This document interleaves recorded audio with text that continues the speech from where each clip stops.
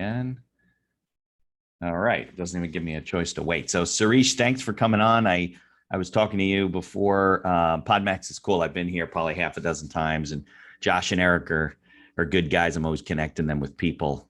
So we got a long day. So this is the first of 3 interviews that you're going to be doing and I'm going to be doing. So why don't we jump into it? If you want to tell me about your background. I know you said you're in orthopedics, or you were. I work with a lot of orthopedic surgeons actually, and in my law practice. And I know OrthoBullets. So I was looking at the website, but you got to explain to me like what you do. But maybe we could start like, where you grew up, where you're from, how you got into medicine, the whole backstory. Yeah. So I was born in Brooklyn. I grew up in Queens and Long Island, so not too far from you. I don't know if you grew up in Jersey. I'm outside in Jersey, outside of Staten Island. Yes, I'm kind of in the neighborhood. Okay. All right, cool. Yeah. So, I think, just for some context, I went into medicine for all of the wrong reasons. I think a lot of people that go into medicine for the right reasons will tell you that medicine was a calling or something to that effect. For me, it was more of a telling. My parents told me to do it, so right. like it's kind of how I went up into law. It's the same thing, Is that right? Be a doctor, right? Exactly. Yeah. I think a lot of people, especially children of immigrants, could kind of relate to that. And in my house, you were going to be one of the 3 Ds. You were going to be a doctor, a dentist, or a disappointment. So I love it. That's funny. It's true though. It's so true, right? Right. And I think I grew up with a lot of guilt because my parents were really the embodiment of the American dream. Both, immigrants from India, had nothing, really rags to riches kind of, story. My dad, entrepreneur, he has to this day a jewelry retail business in Queens, and then branched out into real estate at a bunch of businesses. I always wanted to be like him. I but feel he didn't want you to be, right? He didn't want me to be, and I think that's also pretty common. You're first generation born here, right? Both your parents were born overseas, so exactly. Be a professional. That's the way it is. 100%. My dad didn't go to college, very much was kind of like, got his education on the streets of New York when he came here, and his sister was, and he grew up in a village, like a real village, not like Greenwich Village in New York. I always think like dirt streets and things like that, right? Yeah. Like I always think like how confused he must have been when he came here. And it was like, this is a village, like this is gonna be easy, like, right? This is how we can make it here. Yeah. That's funny. So, but his sister, he was the youngest of 11, and his big sister, family. Yeah, huge family, and his sister, one of his older sisters, she was like the one that got out of the village. She got educated, and in those days, and even now to some extent, women, like, you got an MRS degree, right. your whole goal was to get married. Yeah. And that whole thing. But, she was very different. She became a nurse and was able to, that was her ticket. There or here? She trained over there. She went to school over there, but then, she was able to come over here in the 70s through some kind of an exchange program. Yeah, that was probably harder in the 70s than it is today. Exactly. Right? Yeah. Exactly. And, she got married to a doctor, and, she brought over my dad and his brother. And she was, very much education driven, like, this is your way out. This is what, the real American dream is, like, getting an education and then you'll be set. And my dad was just like, no, that's not what I heard. Like, so he was just like, it makes no sense for me to be spending all this money to go to school for something that I feel like I already know how to do, which was sell stuff. Like, he knew he was a businessman. He knew he wanted to sell things. How old was he at this point? He was probably in his early 20s. All right. So it's ironic that he feels that way, yet then he has you and your mom have you. And then they're like, no, this is what you got to do. You got to go to school. And I'm not putting down education. There's a lot of ways to do it. We're just ingrained to think that you get older, you do well in high school, you go to, I mean, I went to Cornell, I went to law school, the whole thing, but I would do it differently if I look back. I think we're just pushed that way. Brainwashed is probably a better word to think, but it's ironic that your dad felt that that's not the way to go, but for you, it was the way to go. Yeah. And, I think there's probably a few things that happened there, because obviously he wound up being, very successful, and, Yeah. He makes more money than any doctor that I know. And I remember saying that to him too. I was just like, Dad, like, I just want to take over the family business. I want to learn from you. Like, he was a guy, I don't know how many people grew up with something like this, because I think most people hate their jobs. And I grew up in a household where I saw a man get up every morning pumped for his day. Loved what he did. Yeah. And I was Yeah. like, I want what he's having. Yeah. I Not only want that, it's hard to go into business. You got your dad's business already, right? You can go into his business. You can learn from him, take it over. Seems to make sense to me, right? Yeah. Yeah. And, I think one of the kind of chips on his shoulder is when he came to this country at that time, a lot of the other people in the Indian community that were here that were able to come over, probably had a little bit of money and were able to, come over, weren't really, the poorest of the poor, like kind of where he grew up. Right. And the people that were coming over were highly educated, were here kind of like my aunt was, like, they were either like nurses, doctors, engineers. Yeah. He was none of those things. And, he was working in flea markets. He was really like, trying to learn, how to build a business, but he didn't have any money. And so he was working all these odd jobs. And so the other people in his community, which, very much at that time, and, still now to some extent, very cliquey, like, you only kind of hung out with like the other Indian people. Right. And they like wouldn't give him the time of day. They really they would look like a down different on class almost. Yeah. Like a, really? an untouchable kind of, a recalibration of the caste system Yeah. in America now. And he's just like, what gives, and, it's not like entrepreneurship is now as this like cool thing. Yeah. Back then it was just like entrepreneur meant you're a loser. And so, and especially like at that time, he didn't even, have his own business, but even when he did, when he was rubbing elbows with, doctors and, engineers and stuff, they wouldn't even shake his hand. They were just like, that might be contagious, whatever. These are members of his own community. Members of his own community, spoke the same language, but, just looked down on him. Yeah. And so like when I think he always had that kind of like chip on his shoulder. And then, years later, the rest is history. Now, like those very same people are asking him for business advice, and, he lives in the same neighborhoods but yeah, I mean, where I grew up, we were surrounded by a bunch of doctors and lawyers, and, he was really the only. Yeah. So he saw that and he's like, well, I don't want my son to go down that route. I want him to be a doctor and be accepted. Right. Exactly. Yeah. Exactly. And, I remember asking him like, Dad, like, why can't I just do what you're doing? You make, everyone seems to measure success by financial success, and you make more money than any doctor that, I've ever met. So why not just let me, go into business? And he was just like, son, I know people that own candy stores or like, halal food carts that make more money than doctors. But at the end of the day, like, those people aren't respected in the same way. Respect was important to him. Respect was his, measuring stick. Yeah. Was his measuring stick. Plus, yeah. The validation, like, I think a lot of parents, they're validated by, where their kid goes to school and, what they wind up being, where they we wind vicariously live through our vicariously. Kids. Yeah. So, they were no different. And I think his validation, and my mom kind of came at it from a different way, because she always wanted to be a doctor and she couldn't, because she also grew up dirt poor, but in a city in India. And, in India in those days, like, yeah, if you weren't the top 1% of your class, the only way you were going to get into med school was if you had money. So she was neither of those things. And she had a different kind of a chip, and she was very much like, pushed that into me. So it was really important to both of them as the punchline. And I just had all of this guilt that I was given everything growing up. I have a younger sister. She became an attorney. So I guess she was a disappointment, technically, according to exactly our. Right. He was the rebel. Yeah. The black sheep of So the family. exactly, the brown sheep in my case, I but yeah. guess so, right. That's funny. Yeah. but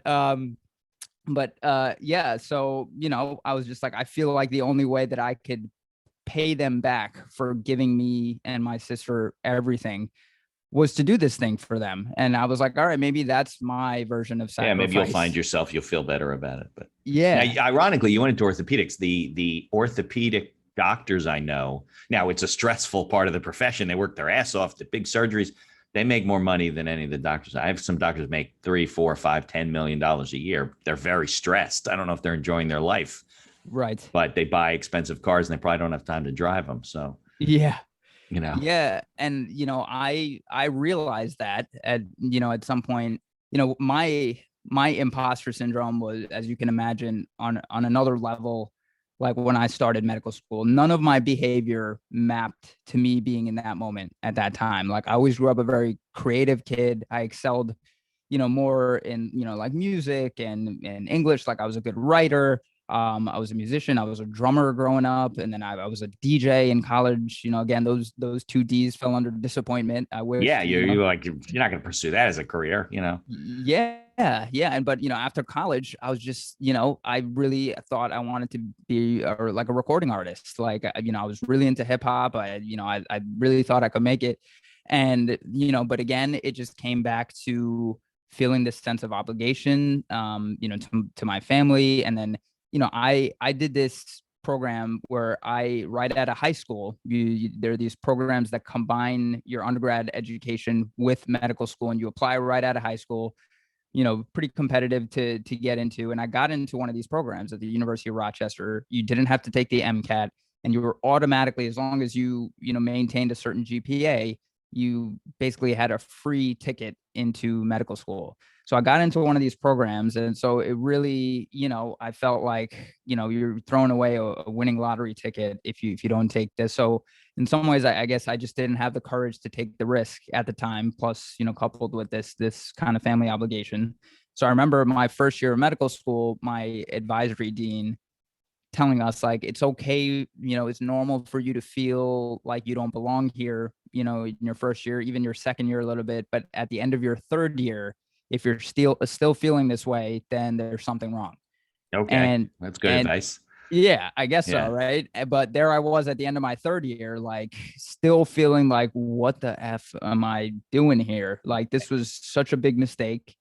And like I was kind of panicking. I was like, I don't know what I'm gonna do. And Right. and Yeah, because it's and not like what do you do if you come? I mean, law school, you could do a lot of things, right? Business school, you come out of medical school, you're kind of a medical doctor. I mean, I know some people that made a transition into other things, but it's right. hard.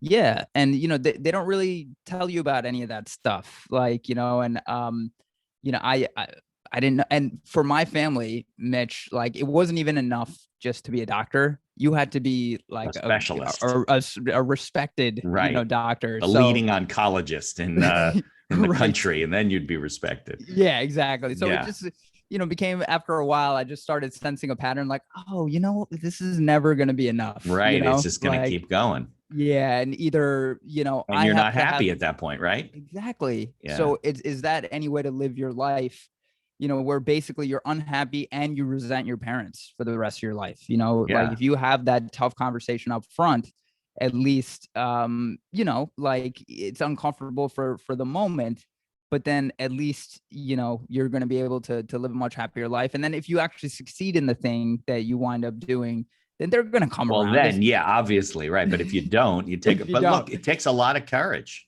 Yeah. right? Because and we all have friends that have done this and they're miserable of being an attorney, being a doctor, whatever, because they didn't have the courage to go and stand up for what maybe their parents wouldn't have been crying and upset, but they still in their heart didn't have the courage to change the path. Or maybe they were nervous, right? Because you could go down this next path and not be successful. And Right. then there's something to point at. Even with, at least in medicine, if you're semi-successful, you're like, well, I did what you told me to do.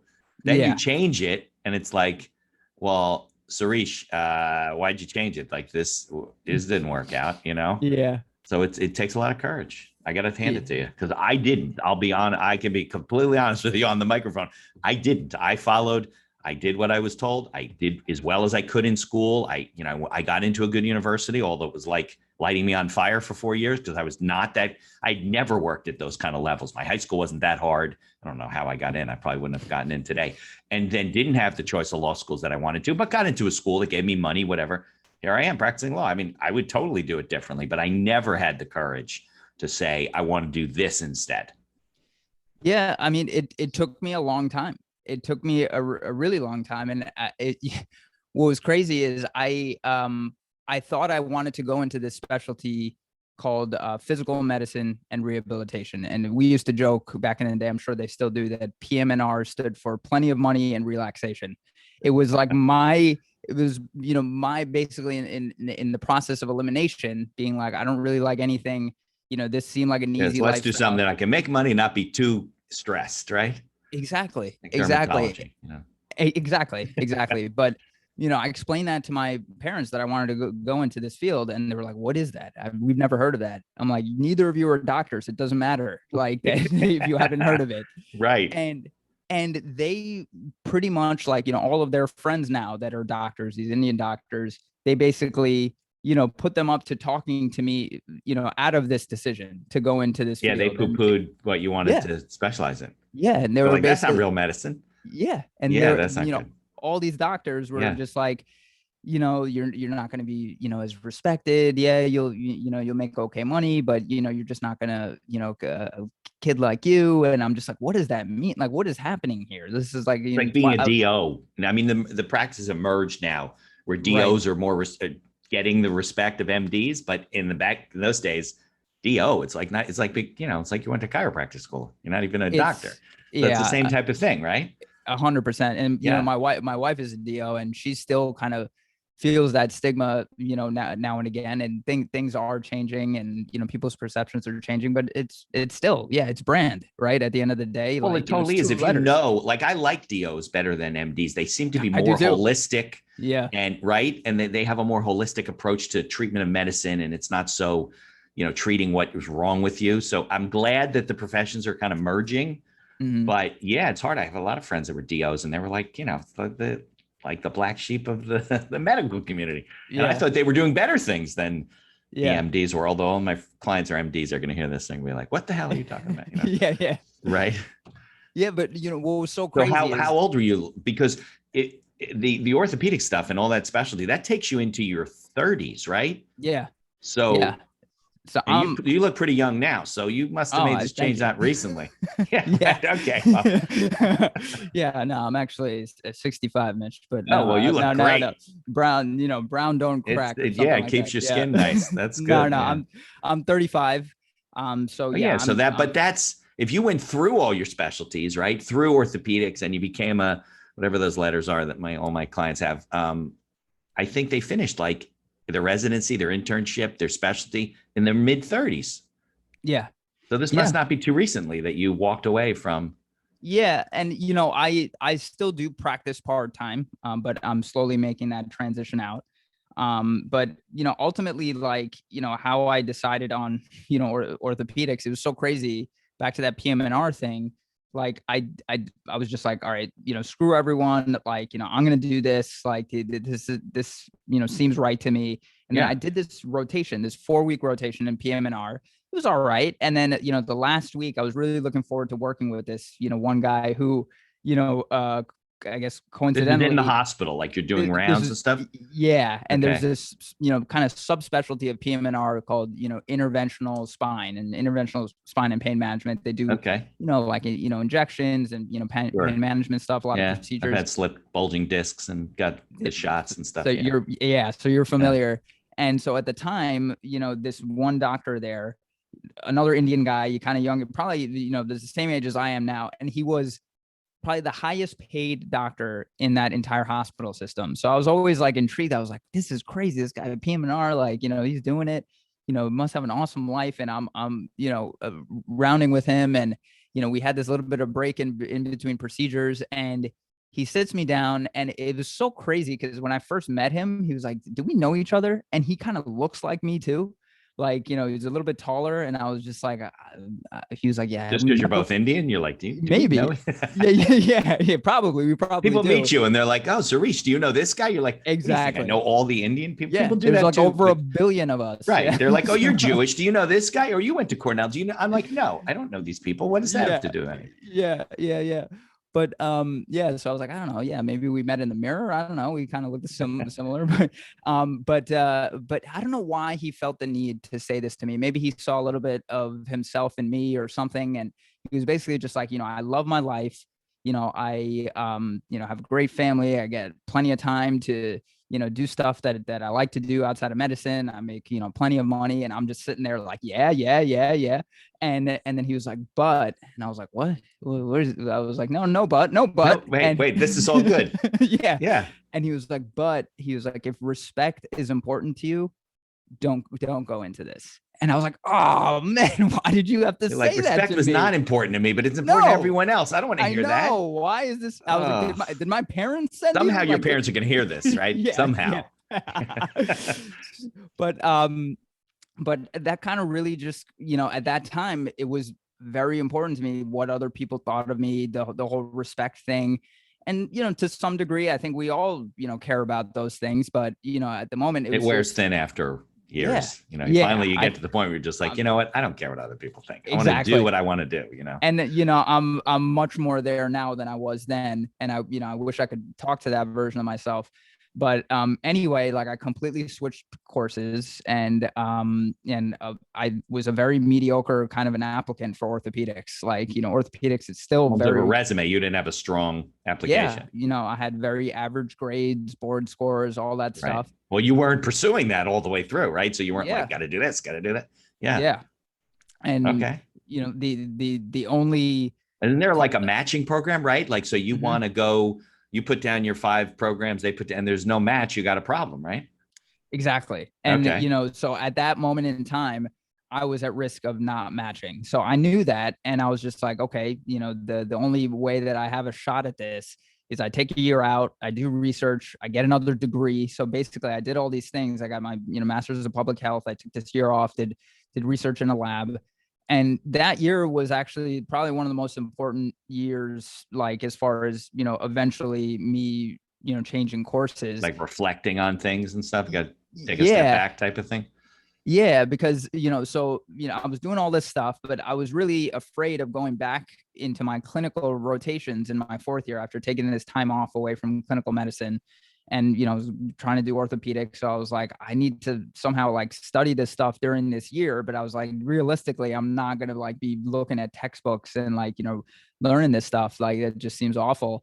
And I just don't have the time. But what I was really into, and one of the reasons I, even thought orthopedics might be my escape ultimately from medicine itself, is like the things that I was intrinsically motivated by at that moment in time were hip hop, stand-up comedy, and sports. But the only one of those things that had a subspecialty of medicine was sports, sports medicine. It give you sports medicine, right? Yeah. I was like, maybe I could be like the Sanjay Gupta of ESPN. And I was like, that's how that was like this thing that I was chasing. You could be commentating on their injuries and their rehab coming back. And Right. So I started a blog basically that year. Every injury that I saw on ESPN, I just started blogging about it. And these were like the very early days of like, Twitter. And this was in maybe like 2009, 2010. And I didn't think anything of it. This was just for me to keep in touch with, orthopedics clinically. And so I could learn the stuff so that when I went back, I wouldn't be, you just went to like blogger.com and set up a blog and then started posting stuff. Yeah. Okay. And I called it Injury Duty. You'll like this because you're a lawyer. So I was trying to think of a name for the blog. I was like, what am I going to call this thing? And I kept getting these notices for jury duty. And because I have like such a dad joke sense of humor, a lot of times I was like, jury duty. Right. How old am I? Yeah. Yeah. I was like, jury duty, more like injury duty. And I was like, oh, injury duty. That's perfect. Like, that's what I'll do. Yeah. So I started this blog, and all of these like, sports writers started following me, and like, I started getting a little bit of buzz. People were reaching out to me unsolicited saying like, oh, that really helped my fantasy lineup. And I was like, this is really cool. And but it became very difficult to maintain this blog, especially when I, started back in my fourth year, started getting busy again. But that year that I took off, when I was doing research in the lab, I was listening to a lot of podcasts. I was listening to like a ton of like Joe Rogan and, Tim Ferriss, guys like that. And I was like, I feel like I could do this. I feel like, we're all talking all the time. These guys just seem like they're, recording their conversations. Maybe I'll do it without all of the mushrooms and stuff that that Joe Rogan. That was the early days of Joe Rogan too. Yeah. So I started a podcast with one of my best friends from medical school, who's now a child and adolescent psychiatrist, and this was 10 years ago. Like early days of podcast. Yeah. There was like almost nobody listening. Like you, Joe Rogan, and Tim Ferriss, and that was exactly. it. Yep, that was us. Yep.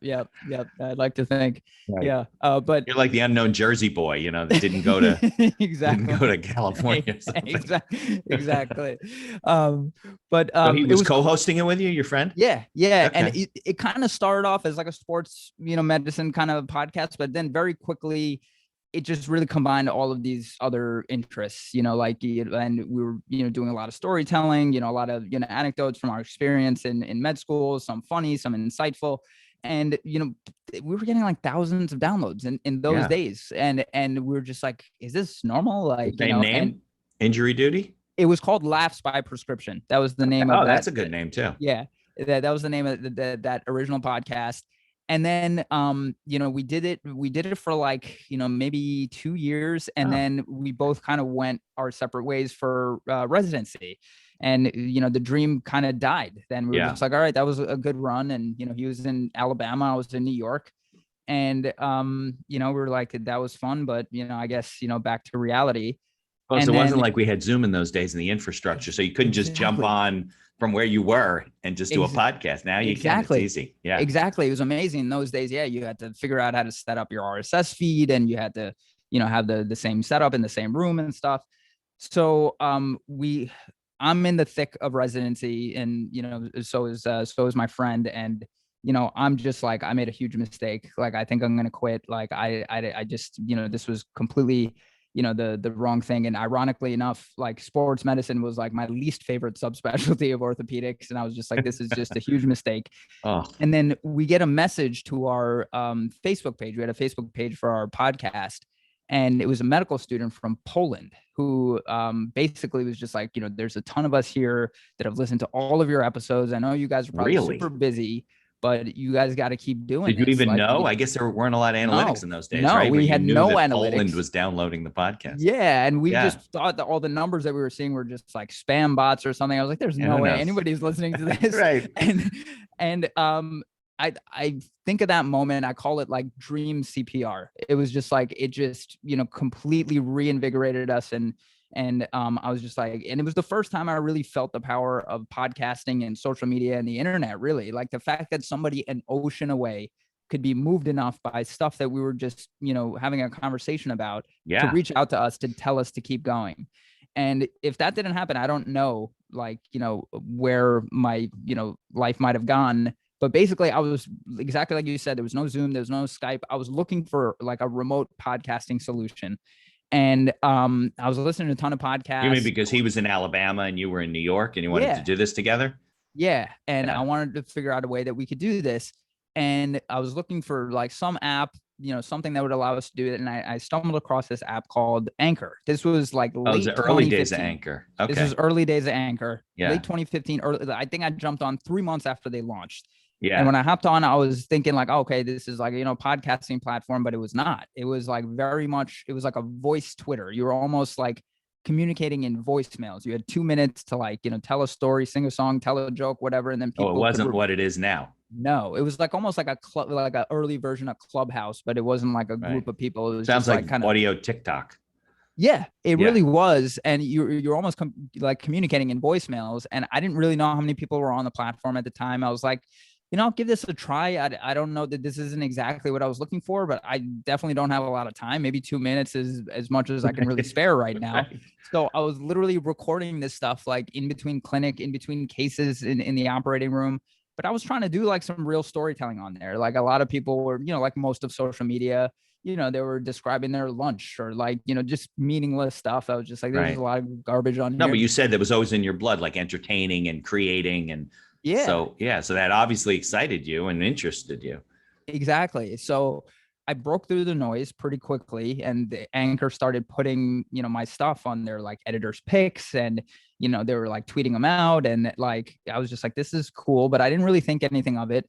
And now like I'm in my last year of residency, and I'm really trying to figure out what to do. And pretty much everybody in orthopedics does a fellowship Right. That's afterwards, what I was thinking of before, fellowship. Yeah. and I was just like, I'm done. I was done yesterday. Like, I'm so burnt out. I just want to be done. Like, technically, you don't need a fellowship to start practicing. Like, unless you really wanted to specialize in a certain field, just do joint replacements all day, whatever. Like, most of orthopedics is still you're taking general call and whatever. I didn't even know that I was gonna, practice at all. Like, I was looking at like non-clinical fellowships. I was trying to do maybe like a medical journalism fellowship. I was looking into, different things like that. And then like January of that last year of my residency, the team at Anchor reached out to me, and basically, You and it got was their very, attention. yeah, and it was very Yeah. serendipitous because they were a New York-based tech company. They're the most of these like big tech companies were in California, right, in Silicon Right. Valley, and so they reached out and they were like, we love your content. We just raised our Series A. We're trying to take this thing to the next level, and if you're interested, like we would love for you to come work for us, like make content. We'll kind of develop a show around the stuff that you're doing. And at that time they still weren't really pivoting into podcasting. They were trying to, Snapchat was huge. They were trying to make like this digital audio, like kind of like audio Snapchat kind of a thing, where Yeah. it was still short form audio. And then they partnered with Spotify and Apple, where you could kind of like DJ songs in between. So it really was like kind of like this your own like radio show kind of a thing. And that was perfect for me, as a DJ, and like, Yeah. all these other interests that I had. So I started this show called Medicine Remixed, for them. And it was like the opportunity of a lifetime. And we were one of their flagship podcasts that, and we were So getting you all could this still press. use your medical background, waste 15 years of your life, Yeah. and you could do this. So what were the episodes about? What were you talking about? All sorts of stuff. I mean, a lot. It was very much like this pop medicine type of a show. It was like this very mixtape style of podcasting. And both me and my co-host have a background in like hip hop production, so it really did sound like a mixtape. There was a lot of like sounds and instrumentals like playing, but we talk about anything medically related in like pop culture or like sports entertainment. And then we'd even have this like little segment where we were dissecting like medical references and hip hop lyrics. We were doing, a ton of interviews. We were, doing like this fun, like, almost like, WebMD meets Urban Dictionary kind of a thing, like defining, medical words. It was really geared Right. towards like a lay, audience, but it was great. Like it was a hell of a ride. And, we were, basically making money from doing the thing that we loved. And So in they were 2019, paying you to do the show? yeah, which was like mind-boggling to me, Pay that I me was to just do a like, podcast. exactly. I was just like, this is wild. I don't know that an opportunity like this is going to happen. So we committed to doing 10 original minutes a day. And so it really was like kind of, it started off as a short form, radio show, but then very quickly it became clear to them that people just want a podcasting platform. So, and this is what we were telling them too. I was just like, it would be great if we could do this like longer form. I think short form plays, but long form also does. So then they just, really pivoted into podcasting. And like it was incredible to be a part of that. And then, Spotify acquired them. And then, afterwards, like, we were still making money from ads a little bit. But I was just like, how am I gonna like turn this into like a real business? So I thought, because I know all this stuff about podcasting, maybe let me try to start an agency and do this type of work for, medical education companies or hospitals, like people in this space, and Right. maybe try to be like a like a VaynerMedia or like one of these Yeah, like to produce agencies. content for these companies, magazines, hospitals, whatever. Exactly. Okay. So my first and only client is this company that I'm working at now, called OrthoBullets, Okay. which, I used as a resident, like, and this is, where we do it's like LinkedIn meets Kaplan almost. It's like kind of a social network, but it's also the place where you prepare for your boards, like you're doing questions, Oh, it like, was because I didn't understand that. Okay. yeah, and they have all of this, all this media on there, like, videos and Right. these topics So the things that and explain, it's like I don't know if we still use it, but we used to use this company called Barbary, and you would in go and law. you take a course, yeah, for law, for the LSATs, for the bar. Not even, was it for the LSATs? No, I think it was for the bar exam. And Yeah, you would go and you take a course. Those days it was in person. They probably have a lot of stuff online now, but they had books that would summarize like whatever the topic was. yeah. And yeah, so that's basically what it was doing. Yeah, pretty much. And the thing that I always wanted out of them, because I'm a very, I realized in residency, like, how much I was getting out of podcasts and audiobooks. I was just like, I wish there was something that I could, it just feels like you're like uploading that information. There's just so much, there's so little time for you to study. And on top of your 100-hour weeks, they're expecting you to study, Right. for your exams and stuff. I was like, it would be great if I could just listen to something on my commute. And so they didn't have anything like that. So I reached out to their founder and, I pitched them on this idea. And he was just like, a lot of people have been asking about that. I don't know where to start. And I was just like, let me kind of do like a pilot podcast for you. And, we'll see how this So what goes. were they doing at that point? Just printed materials and stuff? Yeah. I mean, it was, they had their website, they had an app, they had videos and stuff, but really they had no audio product.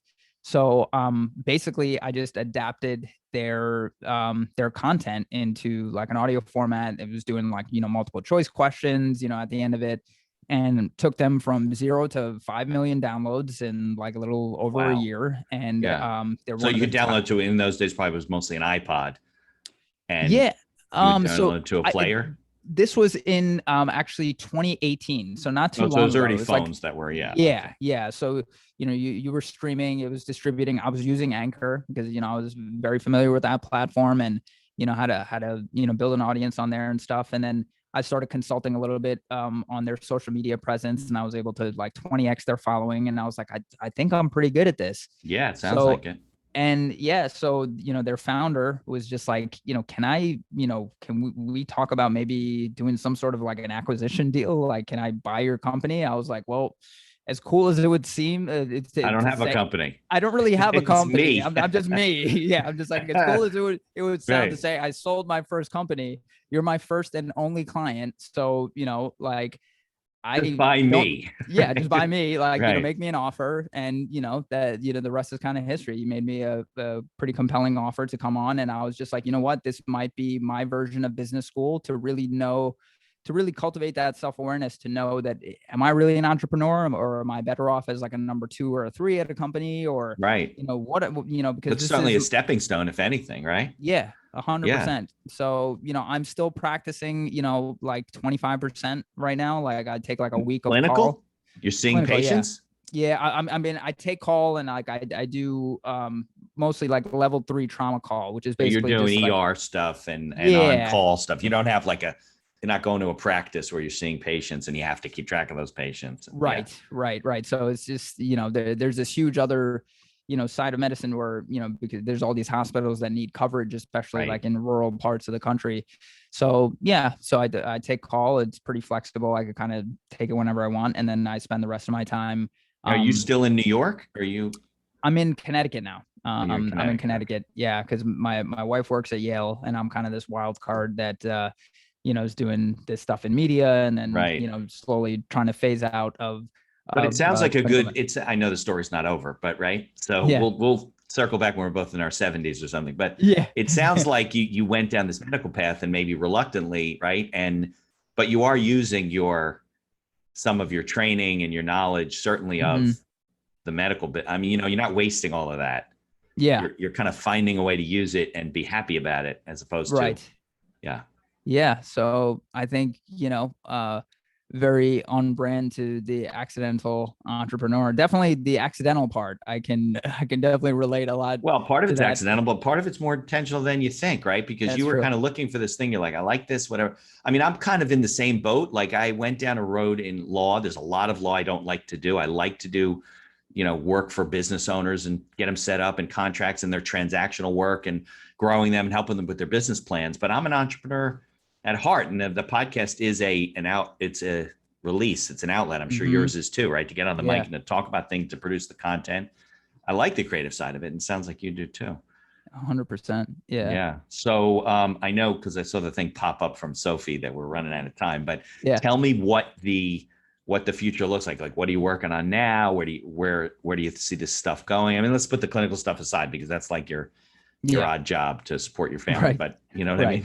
So what's going on with OrthoBullets in your future, you think? Yeah, so it's a really interesting company. I mean, they've expanded now to like medical students, some medical education, and kind of the long-term vision is to really go into every subspecialty, of medicine to kind of be this like hybrid, LinkedIn Kaplan product.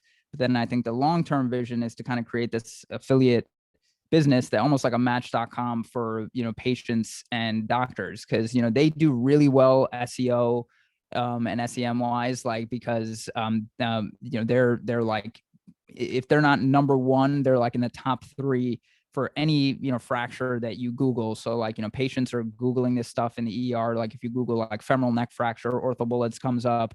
So trying to like leverage that to essentially connect patients to the right doctor. And we have just a ton of orthopedic surgeons and physicians that use the site.